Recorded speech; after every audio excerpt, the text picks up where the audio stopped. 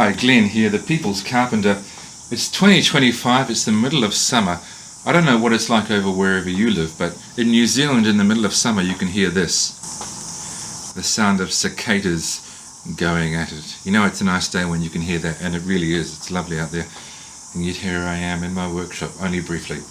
So, this is actually a kind of rubbishy piece that I pulled off something, and I'm going to cut it up in the parts that aren't treated. I'll burn. So ignore this particular frame, but suppose you had a frame like this. Maybe you didn't build it, so you're not exactly sure what all the dimensions are, and you want to use it for something, but you want to do some measuring first. And so what you want to know in this case is the internal distance between that surface, the surface of the frame on the inside, and the surface of the other piece of framing on the inside. And all you've got is a tape measure.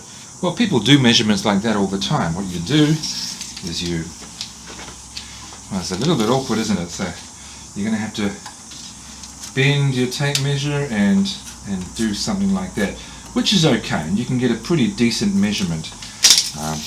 It doesn't feel ideal though, and tape measures actually have a feature that means you don't have to do that. It does require you to do a little bit of searching because you have to find where the number is on your tape measure. I actually thought initially, this is a different one, it doesn't have it. But then I lifted up the flap and sure enough, there it is under there. It says 82 millimeters. It's got the imperial equivalent as well. 82 millimeters. What's that? Well, it turns out 82 millimeters is that. It's the length of the chassis, should we call it that? The chassis of your tape measure, so that all you need to do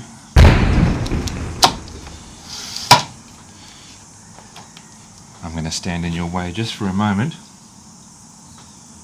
Okay, so that is 419 millimeters. 419 millimeters of tape plus 82 millimeters of whatever you call that, chassis, body, tape measure. So what's 419 plus 82? Come on. I'm kidding, I didn't actually need to pause it. 501 millimeters. And that's going to be a little bit more precise than sort of your jiggery pokery. Let's see where I think the number falls on the kink in the tape measure here. And I realized the other day that many people didn't know about that feature.